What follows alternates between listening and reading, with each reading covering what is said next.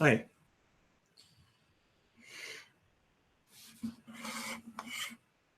All right, let's do this. 3, 2, 1. Go Nintendo Podcast, Webisode 574, the Gothita Podcast. Gothita, I think, man, I don't have my glasses. We're off to a good start. Gothita or Gothita, a psychic type Pokemon, blah, blah, blah, blah, blah. Gothita is a small humanoid Pokemon. A small tuft of hair sticks up from the top of its head, and it has 2 white bow-shaped feelers on each side of its purple head, and a third bow-shaped feeler on its neck.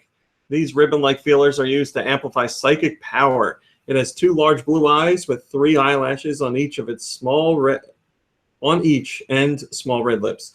Gothita intently observes those around it and can become unaware of attacks. Its torso is black with white zigzagging lines running horizontally through the middle. Its arms and legs are short and stubby with no visible digits. Oh, hello there, cat. Oh, goodbye there, cat. Period anime, blah, blah, blah, blah. It's Pokemon 574. It's a psychic type. And you know the rest of that jazz. So there's your Pokemon. Thank you to everyone that has joined us on such very short notice. I knew I had to do the podcast today, but I didn't know when I was going to be able to do it. Didn't know how busy I was going to be. I just knew at some point it had to be done. So here we are. So yeah, I didn't have a lot of time to let people know it was happening, but some of you are still here, so thank you to Fire Flames and Ice and Twisted N, and I believe I saw Andrew Eisen in there quickly, unless I'm mistaken. Mega Jacob F, and whoever else is here. Yes. So thanks for watching. And like I said, I'm doing a solo show today. So if you would like to interact with me during the show, hit up the chat room right now. Hello, Nintendo 2 Cop. Because I'll have a much better chance of reading what you guys have to say and interacting with you that way. Andrew Eisen says, yes, I'm here. I have to give a special thank you to Andrew because he made me aware of my favorite story of the day. Look at that boob, jeez. He told me about, am I wearing my no, I'm wearing it right. There is a Pokemon Go inspired porn parody that's called Pokeporn Go. It's like Pokeporn Go, a XXX adventure put together by the lovely people at Brazzers. And I'm sure Nintendo is not going to be very happy about that. And I'm sure Pokemon Company is not going to be too happy about that. I guess Niantic as well is going to be upset, but you know, mostly the other two. So the trailer's out there. I don't know if I shouldn't say porn. I should say the adult film. Let's use some class here. I don't know if the adult film is available now. I believe the trailer said August 8th. So, I mean, I'm not going to tell you what to do, but if you have some free time and you're feeling bored, maybe you could search something out on the internet. That's it. Andrew Eisen has the correct name. Porn Star Go, a XXX parody. So, yeah, that exists. Thank you to Andrew for bringing it to my attention. As some of you know, many years ago, there was, I'm sure there's more than one by now, but there's one infamous Pokemon porn-related parody that had absolutely monstrous, scary, disgusting-looking Pokemon. It's freaky. It's absolutely freaky. There's a particularly nightmare-inducing Pikachu that you can get some screen grabs of. If you're not looking to watch the porn itself, you can just go check out some pictures on the internet. They're out there. But yeah, it was really rough. And this one, Andrew Eisen says, can you believe some people call me a journalist? Hey, everything needs to be covered. Just because it's not, you know, a savory topic without ill repute doesn't mean it's not supposed to be covered. So that's important stuff to get out there, damn it. And it gives, hello, Retrofire, and it gives people to do something tonight. So that is available, and you can check out the old one and compare it to the new one. The new one, as I was saying, for at least the trailer shows that it's much higher quality. A lot more care went into it. And the Pokemon are pretty much just girls dressed up in Pokemon attire. So, you know, like wings and stuff like that. a little bit of face paint for Pikachu, like just the cheeks and like ears and stuff like that. And the main male role, who's playing the trainer, who's dressed like Ash, certainly has his work cut out for him. There's a lot of Pokemon to catch, and I think he's going to catch them all, and maybe a few diseases along the way as well. So go check that out. Retrofire, that is funny, but I cannot say that. Yes, that's what we need to do. We need to watch this porn and then tweet Brazzers and be like, this is incorrect. This is incorrect. That's incorrect. Where's this? Where's the Mega Evolutions? Why? This is not how things work in the Pokemon universe. We need to tell them about all the mistakes they made. So next time they make another one, they can make it more factual, because that's what we're looking for from our Pokemon porn parodies. We want the facts to be correct. I mean, why even bother doing it if you're not going to have corrected facts? So there you go. Check that out. And that's our podcast. Goodbye, everybody. Coming up this weekend, which I believe will be tomorrow morning to afternoon for you guys. I don't know when exactly, but the newest episode of Egg Busters comes out, and I have not watched it myself, but I did just receive a link to watch it from Name of Austin. I'm lucky enough to check out a few of them early, so I'll be watching that one tonight before it goes live for everybody. But I can tell you, it's about The Legend of Zelda Majora's Mask, and it's been and I know the focus is a glitch that isn't very well documented, but has been vexing Austin for a while now, so he's going to give that a shot. I don't know how it's going to turn out, but the video is going to be entertaining nonetheless. I'm always sure of that. So that'll be out for you guys this weekend, and like always, we'll post it up on Monday, or you can just hit up his YouTube channel this weekend and check it out. That One Show Fun on YouTube. Look at that. Subscribe. You know what? While he's here, why not check out Andrew Eisen's YouTube channel as well? Search Andrew Eisen on YouTube and check out all of his content. He does a fair amount of Nintendo-related content. He's got a podcast as well that I would love to be a part of, but every time he offers the opportunity, I'm unavailable. It happens a lot with me. Just like the guys at Game Explain, they're wonderful. And Andre has asked me to be on the show multiple times, but our schedules just don't work out. So I do what I can, but I haven't been able to make it on there. But yes, go check out all their content. They work really hard on it. Speaking of working hard, I have some this is funny. That's a funny thing to say after covering Pokemon. Speaking of working hard, I have some information to share about the Parents Play series. So last week, as I told you guys, I put out a end-of-day thought for all of you that said, hey, what changes would you like to see made to Parents Play? What could I do that would make the overall experience better for you? And you guys gave me a whole bunch of responses, and all of them were constructive criticism, which I really appreciate. So I put together a list of all the stuff that I wanted to do. And this was 2 weeks ago, so last week's episode had a few minor tweaks. But this week I was like, you know what, damn it, we're going to go all out. So I haven't posted the video on GoNintendo yet because I worked on it so late into the morning that I felt it was... no, did I? I did, didn't I? Yeah, I posted it on the site this morning, man. But I posted it much later than usual, so I know a lot of you missed it. It'll be coming back tonight. It's the latest episode of Parents Play, but it's completely revamped. So here's what's different. You guys said you wanted shorter episodes. So this was a 40-plus minute episode, which is our usual length, that I edited down to around 27 minutes, something like that. And yes? You're leaving? Yeah. Okay, goodbye. Love you. Love you too. Have fun. Bye, guys. Sorry, I'm leaving. Can I? Okay, I got to do this. Goodbye. Thanks. So I got to do this. Goodbye. So I edited down the show. And I want to stress that I didn't cut out like funny stuff or like discussions between me and my parents.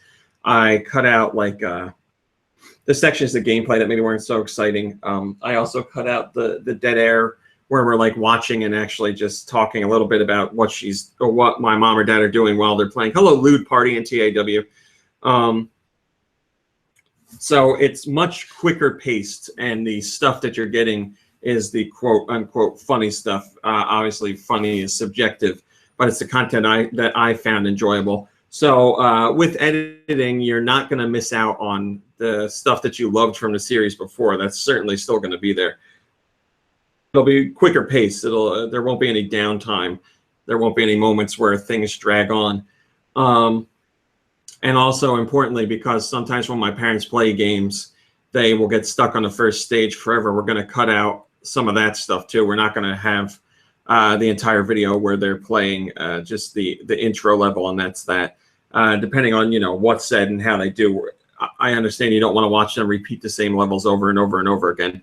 So that's something that's going to be part of the series going forward, and it is available to see in the current episode. So there's that. The thumbnails are different like you guys wanted, so I'm trying a different thumbnail setup. And I'm still working to improve the audio. The audio is so much better than what the series used to be.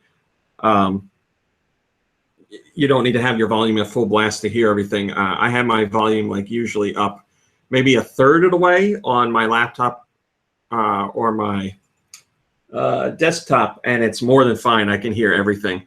And on my mobile, I put the volume halfway, and I hear everything fine there too.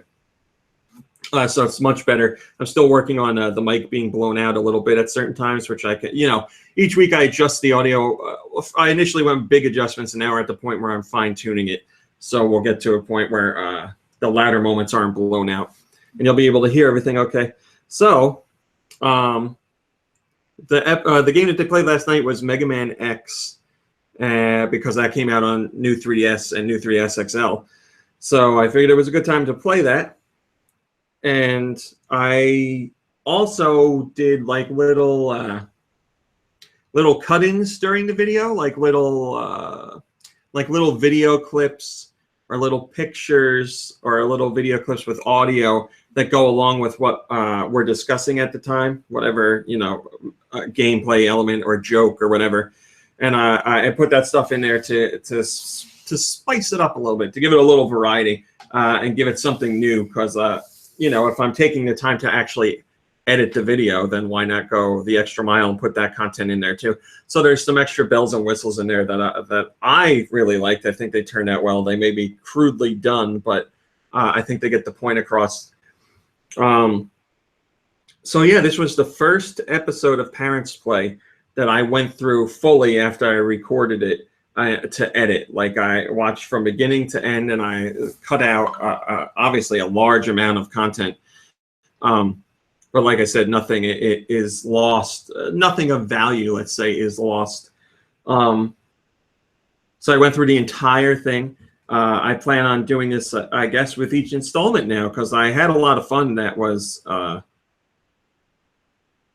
I had a lot of fun editing it. It was it's something I could see myself really getting into. I'm better learning the software that I'm using to edit. So it was a fun experience. Obviously, the only downside is it takes a lot of time. Like, I started editing that last night at 1 in the morning, and I didn't get done until sometime after 4. So, it took a while. I'm sure it'll get quicker as I go along, and also depending on the size of the source video, it'll take more or less time. But I was enjoying it. I'd most likely be playing a game at that time or sleeping. So I figured I'd better dedicate the time to doing that stuff. So yes, if you haven't seen any episodes of Parents Play, this is the one I'm going to get down on my hands and knees and beg you to watch, just because I think this one best represents how we're going forward with the series, and should be more constantly entertaining for new viewers. If you're an old viewer, you should like this just fine, and you just get the added bonus content of the editing and the little cut-ins and stuff like that. So hopefully people really enjoy it. I put a lot of work into it. That doesn't mean you're going to like it, but I did put a lot of work into it. So I'd appreciate it if you're only going to watch one of them, give this one a shot, and please let me know what you think. Want to know how you feel it came out. Just the difference in pacing makes a huge change altogether. It feels snappier, and it feels quicker and more. I don't know. Like I said, definitely less downtime. So I know it's not the best video on the internet by far, but I'm very proud of it, and hopefully you guys will watch and get some enjoyment out of it. The comments. The comments so far have been absolutely fantastic. Mega Jacob F, I don't even know what you're talking about. Mega Jacob F says, ignore the YouTube chat, RMC. That guy is no bueno. What? Tell me what you're referring to. I don't even know. I want to hear his comments. But yes, I've been getting a lot of.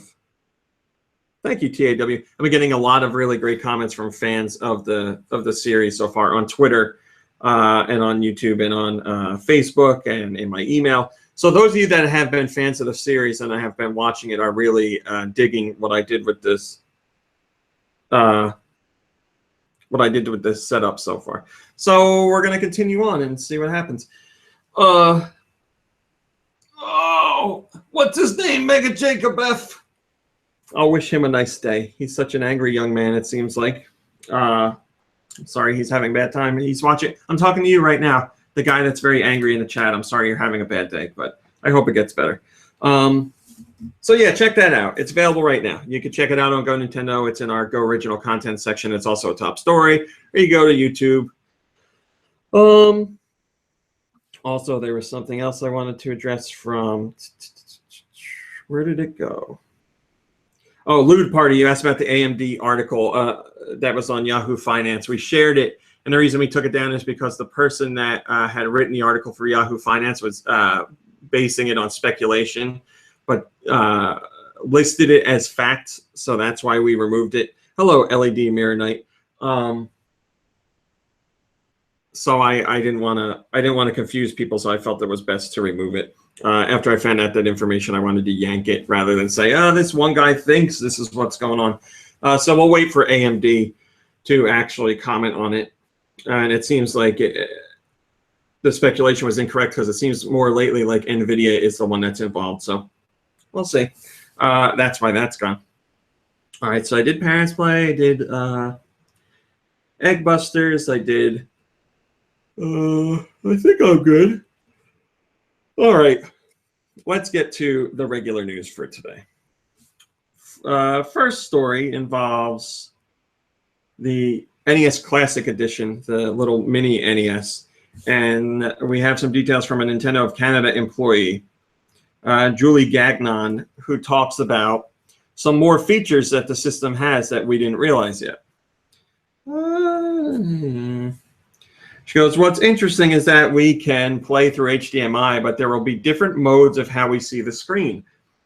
A mode simulating the retro aspect of our old CRT screens. There will be a mode which can be at the resolution of the modern screens in 4:3 format, and a pixel perfect mode, which will display each pixel as a square so people can have fun with this too. There will be permanent save points and instant temporary saves to be able to resume. And that's for every single one of the 30 games. So there's some new information on it. We knew about some of the save stuff, but now you get a better idea how they work. But the real interesting stuff is the different display modes for the games.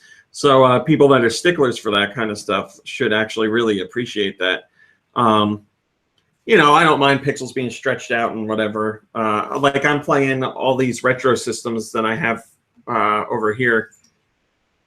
They're hooked up to a plasma TV that was left here, and you know, people will be like, "Well, you got to play them on a CRT," and I know they would look better that way. Yes, I obviously agree with that. But you know, I'm just playing games. I'm not too worried about how they look. As long as I can actually see, and it's not like, you know, a garbled mess, then I'm okay. Top rated comment comes from La Saterna, and they say, I may be in a small minority here, but I hope there's also a 16:9 stretched image mode. I know many people see this as heretic, but I prefer to play that way, and having options never hurts anyone. Then again, I'm impressed that the NES Mini games already have more features than the regular Virtual Console. Yes, that is true. Like he's saying, yeah. the more modes, the better. Make as many people as happy as you can. But it's not the end of the world if that stuff isn't in there. As you guys might know, Metroid has celebrated its 30th anniversary now. Mega Jacob F says the NES Classic Edition's wire is too short, shorter than the original. Maybe it was short for Comic-Con, but hopefully it's longer when it releases. Yeah, I saw some concern about that, but yeah, we'll have to see what it's like when you actually get it in your hands. So yeah, it's Metroid's 30th anniversary, which fans around the world celebrated, but Nintendo didn't really acknowledge it. They didn't do. Did they do anything? I don't know. Did they put up like a tweet somewhere, or did they put like maybe a picture on Instagram? It's not like they really celebrated it in any way. But like I said, fans did. But we have something in particular that doesn't come from a fan. It comes from Mr. Hip Tanaka, who was involved with the soundtrack of the original Metroid, and he put together a nice message for Metroid. And he also put together a Metroid sound montage. So he's got a really cool free 30th anniversary Metroid celebratory audio presentation on SoundCloud. It's the music of Metroid, but remixed and redone and all the sound effects and stuff like that. So check that out. But here's what he had to say. He says, I can only speak about the very first Metroid game. Around the time of the original release, I never got the impression the game was especially popular.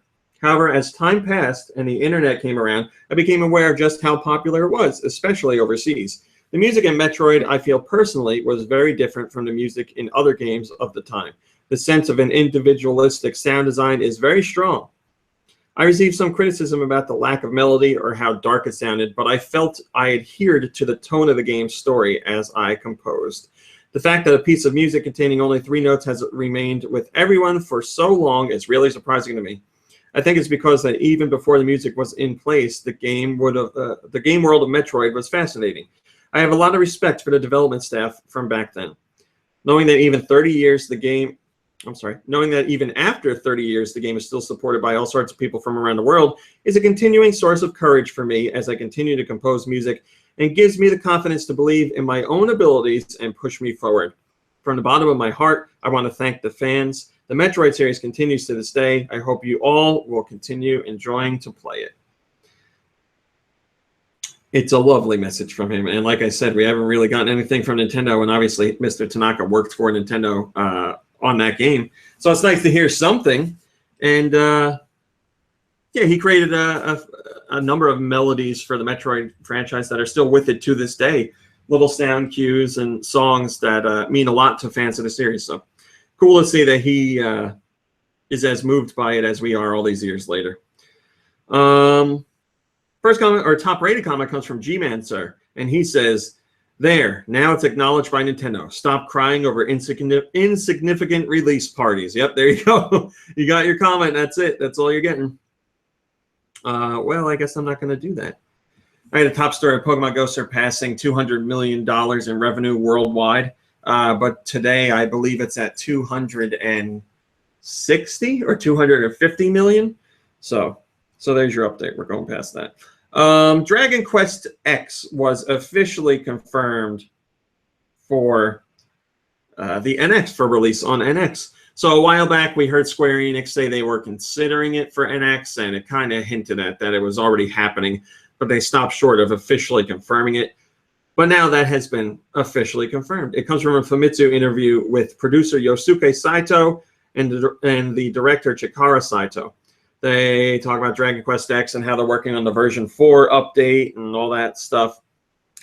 But in the interview, they confirm that it's in development for NX, and they say the port will be the climax of the game. So I imagine that means it's going to include the version 4 content when it actually launches. And I don't know how much more they're going to update the game after that, but pretty much it's going to be the best of the best when it comes to Dragon Quest X. And the dev team, like I said, is currently working on version 4. And they say a new class will be implemented in version 4. So we can expect that content to be the NX version. The real question is, can we expect Dragon Quest X for NX to come over to North America or Europe? Because the game has not seen an official release anywhere outside of Japan yet. Fans have not gotten it. You know, I wouldn't be surprised if the sales of Dragon Quest 7 and Dragon Quest 8 on 3DS have something to do with the localization of Dragon Quest X. Maybe if those titles on 3DS sell well, Square Enix will be more motivated to bring the game out here for NX and, you know, any other platforms that it's on. Obviously, we're not going to get the Wii one, but maybe the 3DS one. Dak Hill has first comment, and he says, hopefully Nintendo could convince Square Enix to allow them to be the publisher for Dragon Quest X in North America and Europe. But then again, I doubt that's going to happen. I don't know. It seems like Square Enix is more open to bringing Dragon Quest titles over here, specifically because they have heard fans talking about it so much. So if we keep talking about Dragon Quest X, especially with it hitting the NX, maybe there's a better chance for us getting it. Europe's digital downloads. What did Europe get on the Wii U and the 3DS? Super Paper Mario, the Wii game, is available for download on Wii U. 360 Breakout is available on Wii U. It says it's a breakout game out of the ordinary. Has single-player, two-player co-op, and two-player versus. And it also supports off-TV play. So I guess it's just a breakout clone. Frankenstein, Master of Death. That's the title. Victor Frankenstein, an old friend and a brilliant scientist, has managed to resurrect the dead. However, the border between life and death is fragile, and Victor has learned the hard way that this balance should not be tampered with. Face terrible monsters, overcome obstacles, and solve clues. Save unhappy creatures from being a victim of an extremely inhuman experiment, and stop the Baron Igor. Help restore the course of nature, and save Victor and his wife Elizabeth. Solve perplexing puzzles and explore colorful locations in Dracula's Legacy. Has anybody played this? We need Nintendo to do some footage of this game. Mortarmelon is available, as is Plenty of Fishies. Both those games come to Wii U from Nitrolic. Well, I said I would do more on special offers, so I will stay true to that. You can get special deals on Resident Evil Revelations, DuckTales Remastered, Dungeons & Dragons Chronicles of Mystara, Trine 2 Director's Cut, Trine Enchanted Edition, Joe's Diner, Suspension Railroad Simulator, Reptilian Rebellion, and Wicked Monsters Blast. On 3DS, new 3DS owners got Mega Man X2 and Mega Man X3. Once again, that's only new 3DS and new 3DS XL. You cannot get those Super Nintendo games on your regular 3DS or 2DS. All 3DS owners can download Ambition of the Slimes, a turn-based strategy RPG. There's also Doll Fashion 8-Leer, which, I mean, explains itself. Doll Fashion, what more do you need to know? Go buy it now. Disney Art Academy got a free demo, as did Undead Bowling. There's an Animal Crossing Summer Fun theme available on the 3DS. And it specifically says, can you spot Mr. Rossetti? That asshole? Can you spot him? Special offers on Resident Evil Revelations, Eterno Blade, Beyblade Evolution, Bit Trip Saga, Girls Fashion Shoot, Hakuoki Memories of the Shinsegumi, Harvest Moon, The Tale of Two Towns, Hometown Story, Shifting World, Virtue's Last Reward, Sadame, Resident Evil The Mercenaries 3D, Super Street Fighter 4, Mega Man Legacy Collection, Phoenix Wright Ace Attorney, that's the Ace Attorney Trilogy, and Dual Destinies. Return to Popo LaCroix, A Story of Seasons, 10-1 Arcade Collection, Crazy Kangaroo, Hazumi, League of Heroes. There's a lot. More. You get the idea. Lots of deals on 3DS. So hopefully you can find something that you'd like to get your hands on for a cheaper price for a limited amount of time. Remember, each of these sales is for a limited amount of time and ends on different dates. Nintendo 2Comp, who's in the chat right now, says, Super Paper Mario is way overpriced. You can easily buy it physically for half, if not a third of that price on eBay. eBay, CEX, or advert sites. Not a good week for Wii U. Most of us have bought the few games that are on discount. 3DS looks a bit better this week and has a much bigger discounted selection. Yes, it does. As you can see, I stopped halfway through because there were too many. So check out those deals at your leisure. Bethesda has said that it's, quote, too early to say, unquote, if they'll support NX. This is Bethesda's Pete Hines.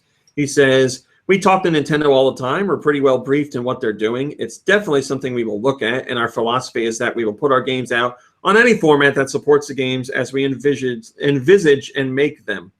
If the NX fits that from a technical standpoint and fits the game that a developer in our stable is making, I don't see why we would not put it on NX. But it's too early to say.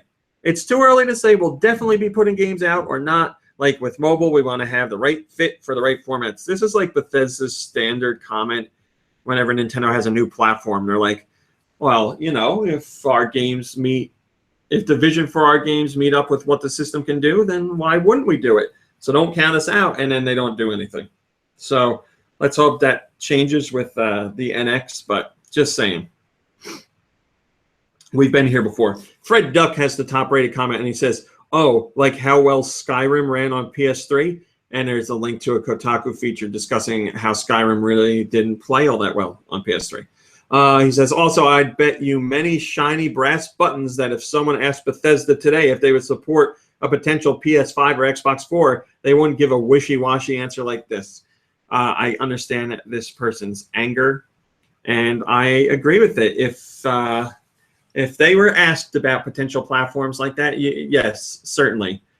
They wouldn't give a response saying, well, we're not sure, but if it meets with what we want to do, then yes, they'd be like, yeah, we'll be there. We plan on supporting Sony or Microsoft with their next vision for their hardware, rather than saying like, oh, I don't know, we got to see what it can do. So yes, I agree with that statement. There's a whole bunch of new Pokemon this week. You guys know. And that's that. I'm looking to see if, yes, I'll get to it later because we have a full breakdown of the details. But other Pokemon news, Pokemon Shuffle hit 6 million downloads on the 3DS. So the mobile version, I forget what the total is on mobile, but it's doing well there too. More than 3DS installs. But just like on mobile, the game is free on 3DS. Excuse me. So it has been announced by Pokemon Company that Pokemon Shuffle on 3DS has been downloaded 6 million times. And that fact is going to be celebrated with a whole bunch of distributions. And what are we on today? Today's the 12th, so I'll start with the 12th. You can get 1 jewel today, and then everything I say is for each day after that. So from the 13th to the 22nd. So 1 thing a day. Tomorrow you'll be able to get 1 Mega Start, then 1 Move plus 5, then 1 Time plus 10, then 1 Skill Swapper, then 1 Skill Booster M, then 1 Raise Max Level, then 1 Experience Point Booster S, then 1 Experience Point 1.5, then 1 Attack Power, then 1 Mega Speed Up. So if you're still playing the game on your 3DS, you'll be able to get new things every day just for having the game. First comment comes from Captain Colon. And he corrects me on something I said. Yes, because I'm dumb. I said 2016 instead of 2015. The game launched February 2015. Sestri has the next comment. It says, cool, I really enjoy this game, and the goodies are a great help. Well, I'm glad you enjoy it, and I'm glad you can enjoy the goodies as well. All right, so Pokemon news, a whole bunch of stuff. Now, surprisingly, so the news came out of Koro, as it usually does. That magazine comes out, and Pokemon Super. Hello, Doomig. I didn't even see you in here. Other Pokemon Super fans get the stuff from Koro and spread it around the internet. So we usually learn about it a few days before the North American and European trailers come out. But this week was something really crazy. We got our Koro news, but then the North American trailer, parts of it got leaked. I don't know how it happened, but someone obviously had the full download of the trailer, and they were leaking bits onto NeoGAF and 4chan and stuff like that. I've never seen anything like it. Nintendo doesn't have trailers that leak like that. But it was legit. Information came. Hello, Fly from the inside. Information came out the day before, and it was all legit. And then the next day, Nintendo Pokemon Company put out the official press release. So this is your newest Pokemon Sun and Moon information. We learned about Team Skull, who's in the Alola region, and they're a group of ruffians that cause a lot of trouble. They steal other people's Pokemon, mess up trial sites, and delight in all kinds of evil deeds. Yes, Mega Jacob, someone should leak the NX. That would be lovely. Team Skull's boss is Guzma. He holds... Guzma pours on the attacks, battling without mercy. He certainly does seem strong, but he claims that he never could become captain. He seems to have a bone to pick with Professor Kukui. And the Team Skull admin is Plumeria. Plumeria is considered the big sister of Team Skull. She's a tough lady who keeps the members of Team Skull in line and working together in the sort of way a strict older sister would. She seems to care for the grunts who are below her in the pecking order, and she's not one to let it go if anyone gives them a walloping. So she's got a heart in there. She's got a little bit of heart. And the Team Skull grunts are both male and female, and they wear matching black skull tanks. These uniforms aren't provided for them. All the grunts have to buy their own. Then we have our new Pokemon, and we start off with what I think was one of the coolest ones, Wishy-Washy. Wishy-Washy. Is Wishy-Washy not new? Am I an idiot? I don't know enough about Pokemon. Somebody help me out. Wishy-Washy have a new ability, Schooling, which no Pokemon has previously had. Under certain conditions, Wishy-Washy will change in battle to their school form. Then there's the solo form. A single Wishy-Washy is tiny and weak, measuring just 8 inches from nose to tail. Wishy-Washy is very small, even for a Pokemon. Yet the people of the Alola region seem to view it as a terrifying Pokemon. When it's in danger, Wishy-Washy's glistening eyes catch the light and shine out, sending a distress signal to its allies. And in school form, the seemingly weak Wishy-Washy is called the Demon of the Sea because of its ferocious school form. When Wishy-Washy receive a distress signal, they unite in huge battle formation. And they show that in the trailer, and it looks pretty damn cool, actually. I really liked it. There's also Pyukumuku, a water-type Pokemon. Due to their appearance and way of life, Pyukumuku,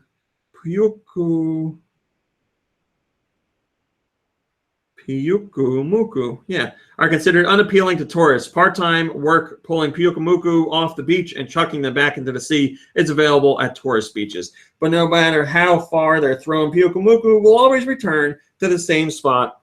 Pyukumuku have a new ability, Innards Out, which no other Pokemon has had before.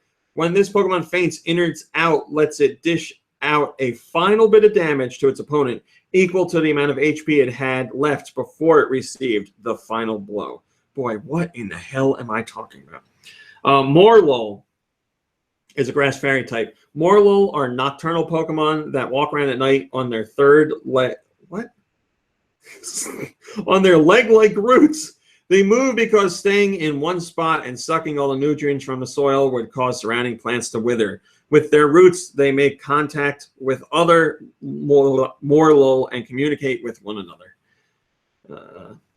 And then we have Pokemon that are adapted to the Alola region, and that includes Alolan Meowth.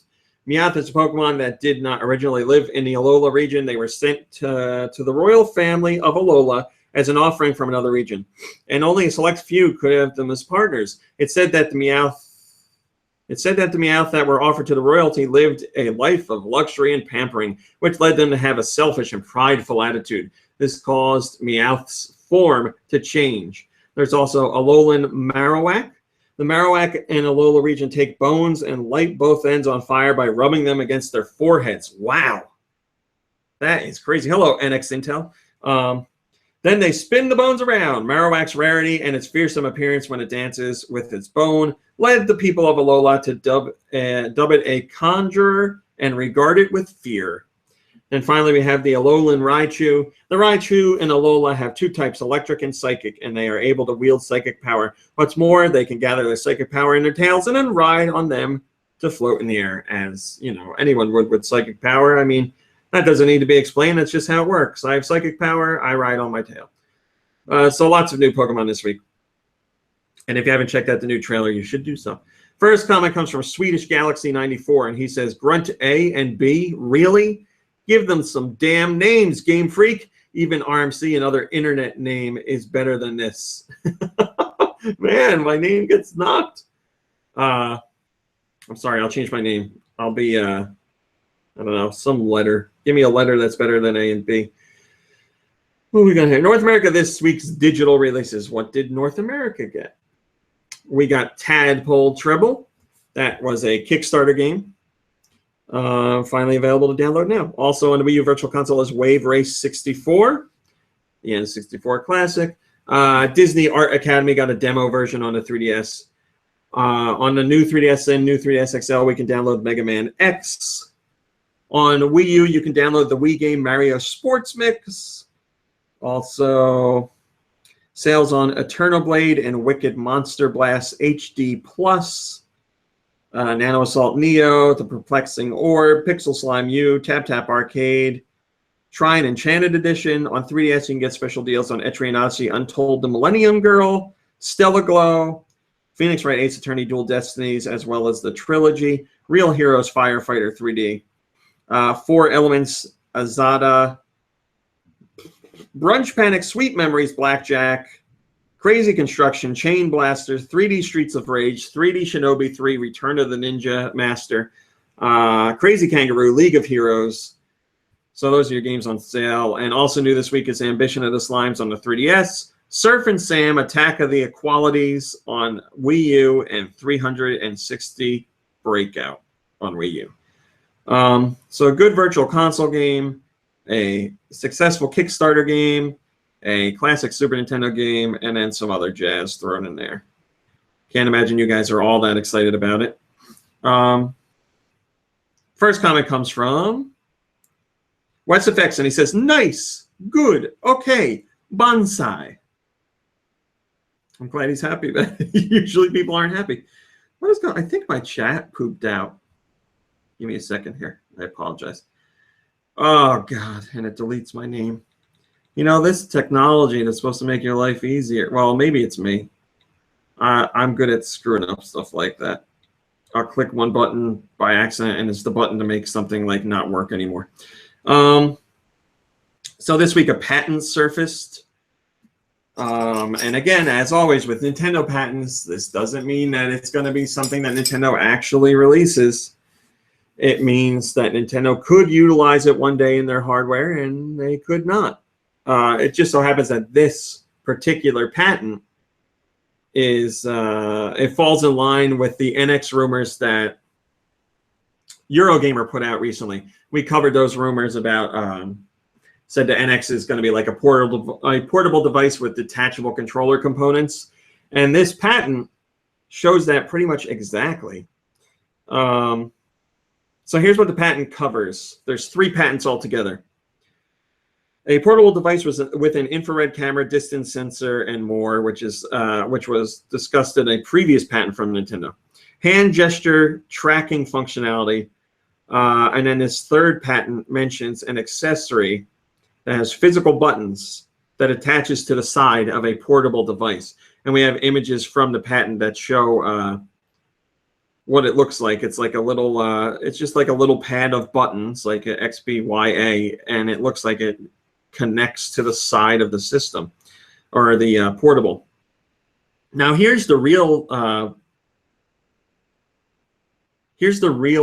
difference in this patent between how we've heard of these rumors before and how the patent handles something. So usually when you're thinking of an accessory, you picture it like plugging into like a port or something on the system. But that is not the case here. This says it uses the infrared camera to read button presses instead of actually using any form of electrical connection between the two. So the buttons underneath don't have, it's not like a traditional controller. Like I got a TV remote. You hit a button and, you know, it makes a connection. So this is using infrared. Now, correct me if I'm wrong. If anybody knows, does the, oh, what was that thing called? Now I forget. The C-Stick edition for the 3DS. What was that thing called? Why can't I remember it? You know, the thing you actually put your 3DS into to get the extra buttons and the Circle Pad Pro, or is that what it's called? That seems right.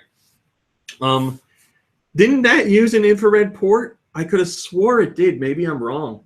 I could be wrong, but if thank you, Pratt Trap and Andrew Eisen. Yes, Circle Pad Pro. I came to it on my own, but thank you for saving me. Yeah, didn't that use an infrared connection? Am I wrong? Probably wrong. I'm wrong about a lot of stuff. But anyway, that's what this patent shows. Thank you, Pratt Trap. Pratt Trap says it did use IR. So this patent shows something just like that. But obviously it's going to, if this is the system, if this is what NX is going to use, then obviously this is a much more important element to that. And you might be able to get multiple different accessories to give yourself all different kinds of buttons. And if that is the case, you could see that why that might be a worrying aspect, because you'd be like, oh, now I got to buy this other $10 accessory just to play this one game, and nobody else is going to support it. Plus, you know, when you don't have these things attached to the system, you're like, I got to make sure I put them somewhere so that I don't lose them, blah, blah, blah, blah. So like I said, it's a patent. May not apply to the NX at all, or we could see it in a few months when Nintendo finally decides to unveil the system. We don't know. Hello, Maximilian X. First comment comes from Program Ninja, and he says, this seems to support the rumors of a portable NX with console components, and the infrared controller seems like a great idea. Well, that was a positive comment, which I'm not used to seeing on the internet. Andrew Eisen points out that that probably means there's going to be some sort of batteries you need to power the device, just like the CirclePad Pro needed batteries, which could be true. What do we got here? So a press release came out saying that King has been conquered, the mobile developer King, and they were conquered by Niantic because Niantic has become the top games publisher on mobile in 45 different questions.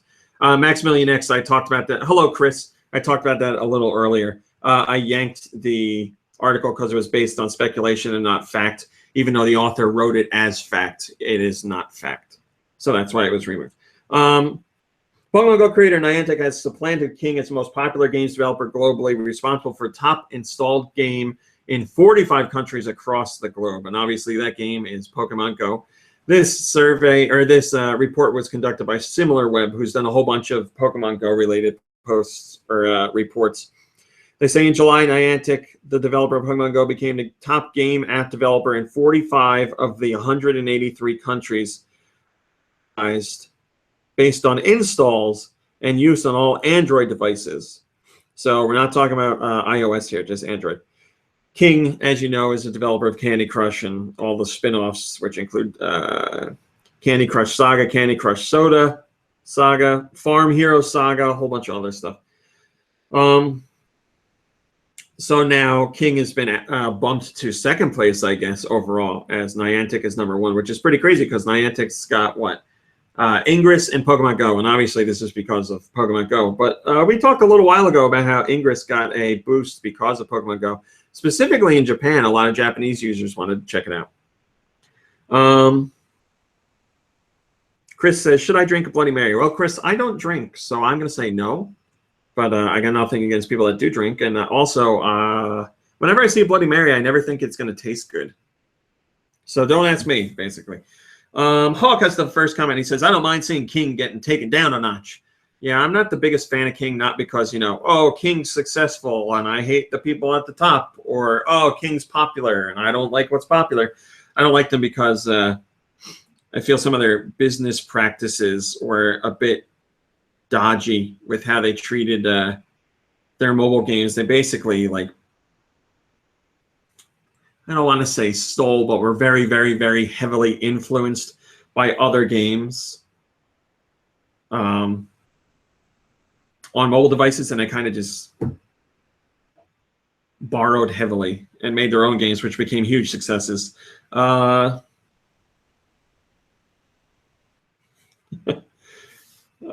the Parents Play episode about Mega Man X, I said I don't know if Zero has a cape or a ponytail. I never knew, and I never read up on it.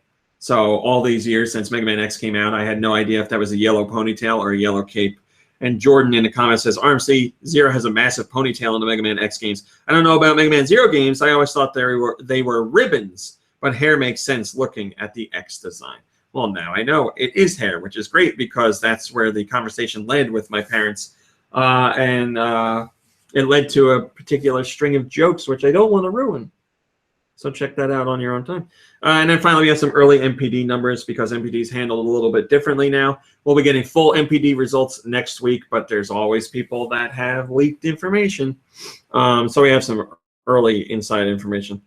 This is MPD for July 2016. We don't have to list the top 10 games yet. Well, we do have some details on the Wii U and 3DS. Bad for Wii U, good for 3DS. Wii U sold sold 24,900 units. which is down 45% compared to year on year. No big surprise there. Wii U doesn't really have anything coming out, at least at retail, and NX is going to be coming in. It generated $7.4 million. This is down 45% compared to last year, and the average sale price of the Wii U was just shy of $300. Now, on the good side of things, the 3DS is the top hardware seller for July 2016. That's not portable, top portable. That's top hardware in general. So beat out the PS4 and beat out the Xbox One. And the Xbox One was the top-selling console of July 2016. But the 3DS beat that out. We don't have the specific numbers yet. But it beat out PS4 and Xbox One. Not combined, separately.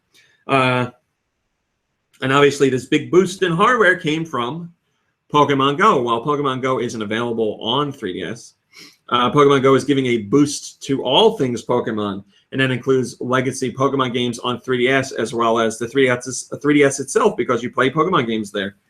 So, good news for Nintendo and bad news for Nintendo, but taking the top spot in hardware sales, that's fantastic. So hopefully next week Nintendo puts out a press release and says, hey, 3DS is #1. Pokemon games are doing great. Steel Diver has the first comment, and he says, damn, 3DS done did well. All in preparation for Metroid Fed Force. I hope people play that. I really do. That's a topic in and of itself that still annoys me, that people are pooping all over that game and have been since they saw it, the first trailer. Like,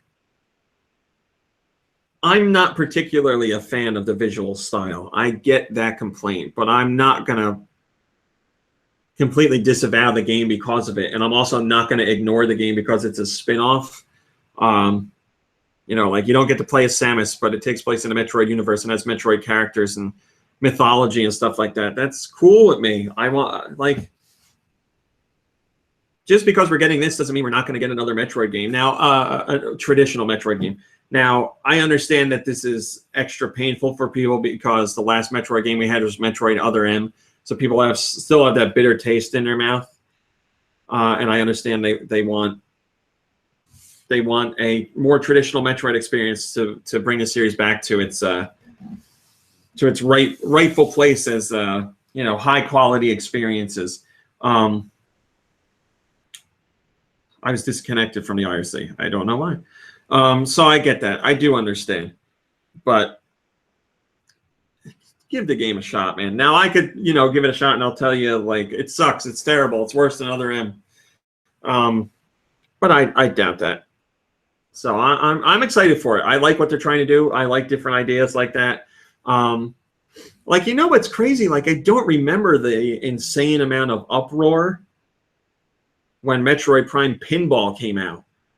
Now, still, I played Metroid Prime Pinball and I liked it a lot, but I don't get why people weren't, like, so much more angry about that than they are this. Maybe it's just because the internet wasn't what it is now back then. But, like, when that was announced, I was like, oh my God, people are going to jump off a cliff because of this.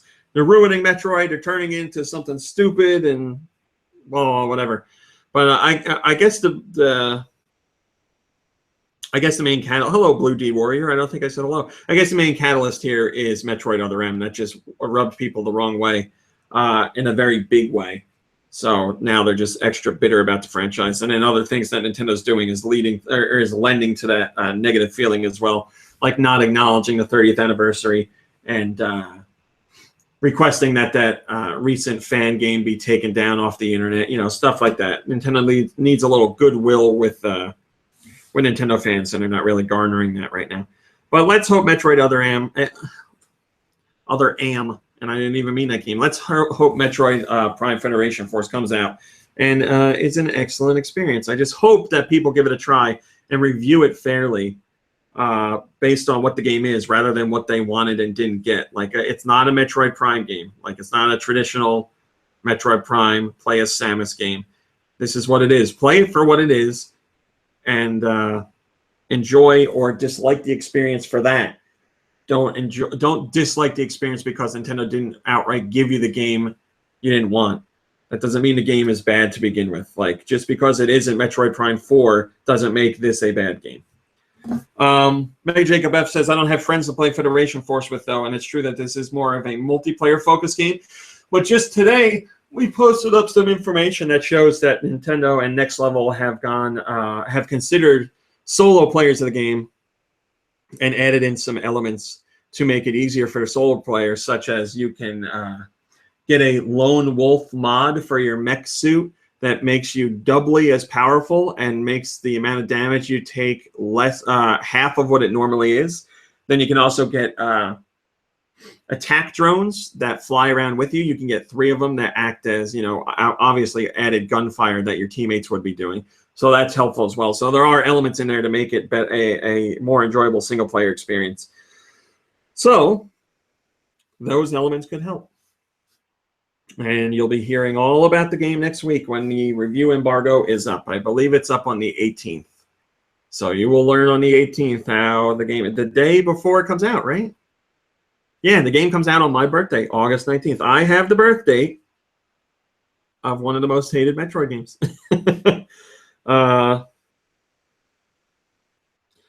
Andrew Eisen says, with Federation Force, it was announced 5 years after the last Metroid game with no other title announced. Yeah, see that, like I was saying, Other M was the last Metroid game, and it annoyed people. Let's put it like that. Thank you, Megan Jacob F. So that what am I at here? Oh, good. So that's your top stories for the week, and that's about right on time. Now, what did I play this week? What did I play? I was quite busy, but I did get some time to play No Man's Sky. I downloaded No Man's Sky, got it on launch night. I had done a pre-order online.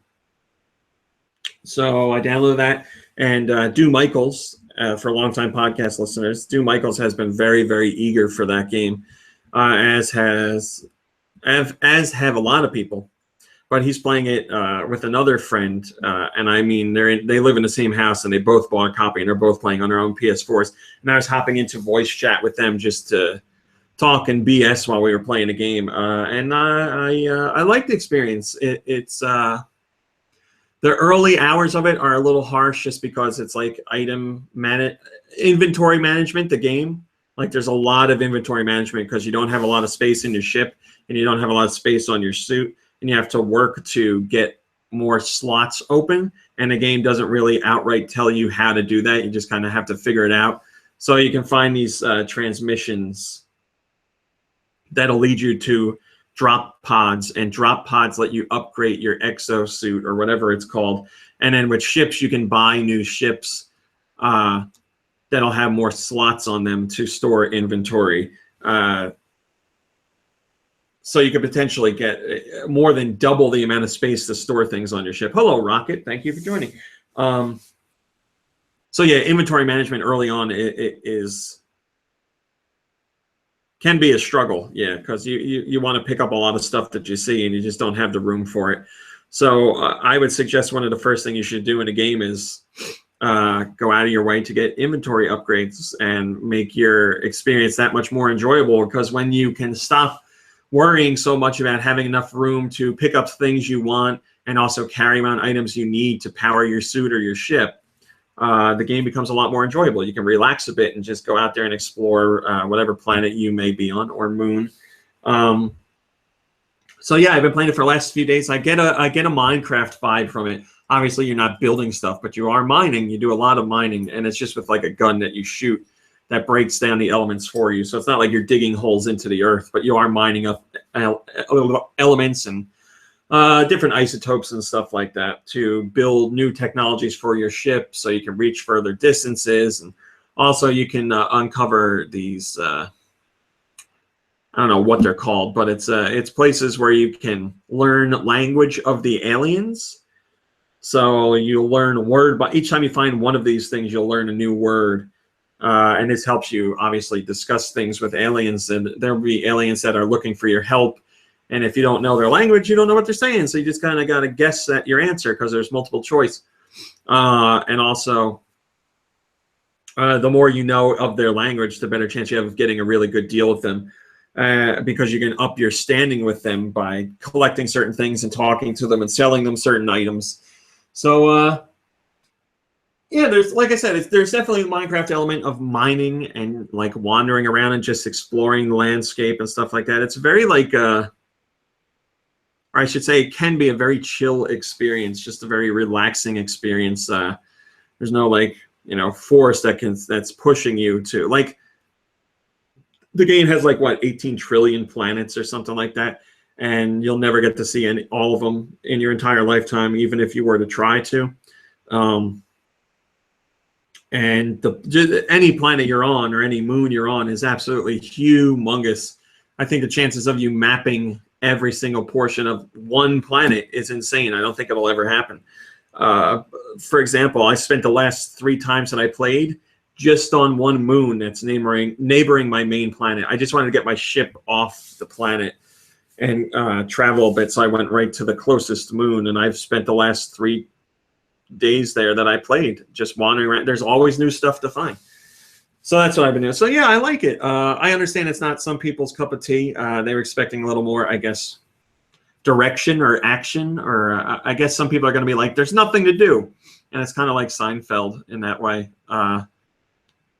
Some people think there's a lot to do, and some people think there's nothing to do. So I don't know. It depends on how much you're looking to get out of the game. It's not like you're like fighting space aliens all the time, but you can get into battles with ships and stuff like that. It's not like you're running and gunning and there's big explosions or anything like that. It's very much about like exploring desolate landscapes and seeing what random buildings and items and elements you can collect. So not for everybody, but I really do like it. So I played that, or I've been playing that, and I will play that more. I also played Abzu on PS4, which has music done by Austin Wintory, which is the same guy who did the music for Journey. So I got to start out by saying that the soundtrack is fantastic. Just like it was in Journey. Great music. Unfortunately, the game itself isn't too hot. It's not bad. It is very short, and that's not something I usually say. I don't mind the length of a game as long as the game experience is enjoyable. And Abzu left me like really wanting more out of it. I expected. I guess I'm wrong, because I was expecting more of an experience like Journey. And I'm not talking about how it played, but I'm talking about how it made me feel. And it just never hit those heights for me. It never came anywhere close to those heights, actually. There's a nice story to be found. There's a good like lesson to be learned, and it's a pretty game to look at for sure. Because it all takes place underwater. It's a very nice looking game, and there are certain moments where the music hits the right type of vibe along with the scene that's going on, and you get that feeling, you get that special something. But overall, I wouldn't say it's bad. I would just say it didn't do it for me. And I wouldn't not recommend it to people. I mean, if you liked Journey, you might like this as well. I just didn't get out of it what I was hoping to get. But it plays well. It's very nice to look at. It's very beautiful sounding game. I just felt it's lacked motivation in the gameplay. A little too sparse at times. And there are a couple moments where I was like, yeah, okay, now I'm getting into it. And then the game was over. So, I don't know. Take it for what it is. Do some more research before you pick it up. But, yeah, I wouldn't tell you a terrible game, don't get it. It's not like it's broken. It's not broken in any way. Just not the experience I was hoping it would be. And then I've been playing tons of retro stuff, like I've been saying. I don't know if let me. So I've been playing lots of retro stuff over here. And I have a Dreamcast, a GameCube, a NES clone, a Sega Genesis, a Sega CD, an N64, a Retron, which does Super Nintendo and Game Boy, and other stuff. I have a PS3 as well. So I have all those hooked up, and I've been playing all kinds of stuff on them. My friends and I have been playing the WarioWare game on GameCube a lot. I love that game. I always have loved that game. But I got my friends into it and family too, and they love it. So we've been playing that one. There's the one game that is e-reader focused. It doesn't actually use the e-reader, but the base of the minigame uses an e-reader in-game, like an in-game representation of the e-reader. It's so much fun. It's about winning minigames and stealing cards from people. I can play it forever. It's fantastic. Andrew Eisen says, how does Abzu compare to Endless Ocean? I liked Endless Ocean a lot more. And I'm trying to think of how to put it or why that is. The developers of Abzu made it sound like they were going for like some kind of real like moving experience, like a real like a journey type of experience, which is why I was excited for it. They made it sound like it was going to be like that, but for me it wasn't. And with Endless Ocean, I knew it was more just about like go out and find things and explore. And I don't know, I really like Endless Ocean. I didn't not like Abzu. It just, like I said, it wasn't what I wanted it to be. So yeah, I've been playing a ton of retro games. I've been playing Battletoads. We played Mega Man X with my parents. I have Smash Brothers and the 64. I've been playing a lot of Sega CD because I have a real soft spot for Sega CD. So I've been looking up Sega CD games because I know, the system gets pooped on a lot. But I know there's some good games out there for it. There's a lot of core shooters that I need to check out and stuff like that. So I've been looking at lists of stuff I want to go pick up or check out retro shops to try and get my hands on. I just have a soft spot for a Sega CD. Well, ahead of its time in some ways, and tried new things with technology that some of them didn't work, but I can respect the idea for people fumbling around with a new technology to see how they can utilize it to make a new, better, or interesting experience. So I can appreciate that. Andrew Eisen says, I played WarioWare Twisted for the first time about a month ago and was surprised to find that I really didn't like it. Like, aggressively didn't like it. May have just been in a foul mood. I'll have to give it another go at some point. Yeah, Twisted is like my favorite one. I really like Twisted. Smooth Moves might be my overall favorite one. And the running joke on the podcast for years now is that Mom Brain gave away my Smooth Moves copy by accident and never replaced it. But she finally replaced it this past week. Our local GameStop had a used copy, so she picked it up. The sad thing is the disc looks scratched beyond belief. I don't get it. It came in a box. Like the box, how did discs get so scratched like that? What are people doing? Just laying them data side down on a table? I don't get it. It makes me so mad. Put the discs in the box. So it's scratched up beyond belief, but I haven't had a chance to check it out yet to see if it actually plays. So fingers crossed, because if it does play, I'm making my parents play it. And that's going to be the first game where we have video and video, picture in picture, with a camera on my parents. I think this weekend, I'm pretty sure this weekend. I don't have the money. I don't not have the money to do it, but my money could be spent in smarter ways, like bills and stuff like that. But I think I'm just going to bite the bullet and go out and buy a camera that I can record my parents on, because you guys have been asking for a face cam for them for a long time now, and I know it would definitely add to the series. So I think I'm just going to bite the bullet and buy it this weekend. I don't know what I'm going to buy, but something that'll shoot HD and something that doesn't need to be plugged into a computer to run like this webcam.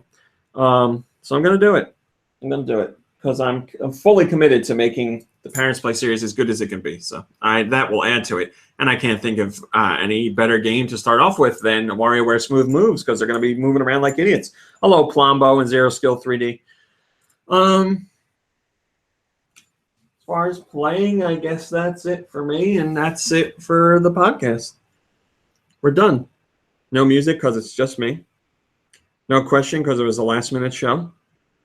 And that's about it. So thank you very much to those of you who joined in throughout the show. I watched today. Like I said, I know it was hectic and came out of nowhere, but I greatly appreciate you taking the time to stop in and hang out with me. Thank you, Andrew. I will take that recommendation. So yeah, thanks for coming in and watching the show. Next week we should be back to a regular podcast, as far as I know, and hopefully we'll have some more people. And ooh, wait a minute. Let's see.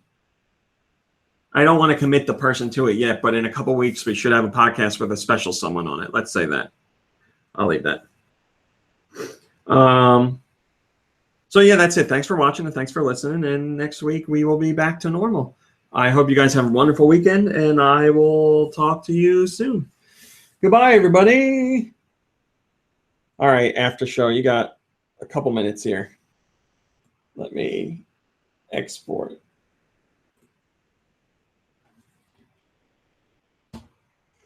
Okay, after show, if you got any questions or comments or whatever, you let me know. I will see. I wanted to have this chat open to see that guy, but I missed out. He's gone. Mega Jacob F. What was his name?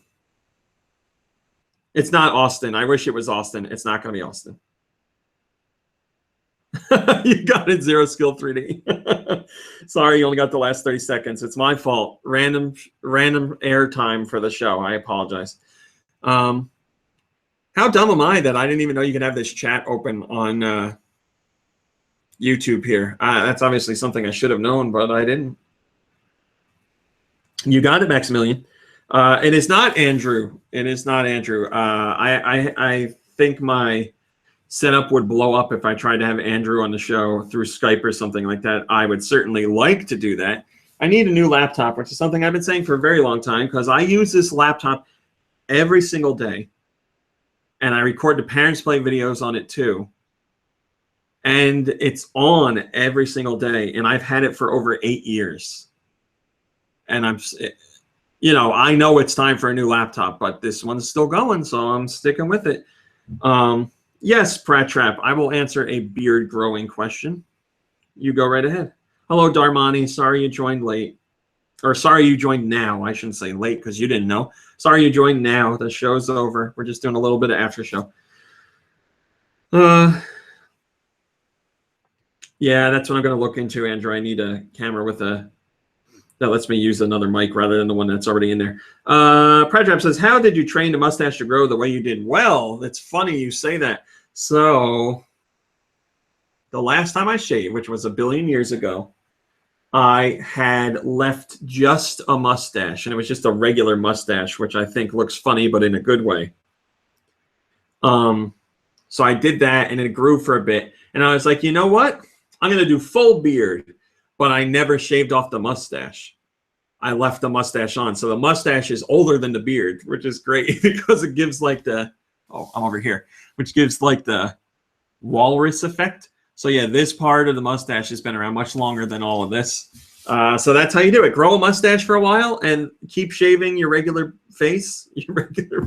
Keep shaving where the beard grows, and then like a month later, then do the beard, and you should be left with this effect. Hello, Blue Husky and Toad64. Thanks for joining. I'm sorry, but the podcast is over. I apologize. All right, the show is done exporting, and it is a regular work day for me, so I got to get back to work. Please, one more time asking you, watch the latest Parents Play. Rocket, I've never done that, no. Don't shave your irregular face. Thank you, Andrew. That's the best thing you can learn from today's podcast.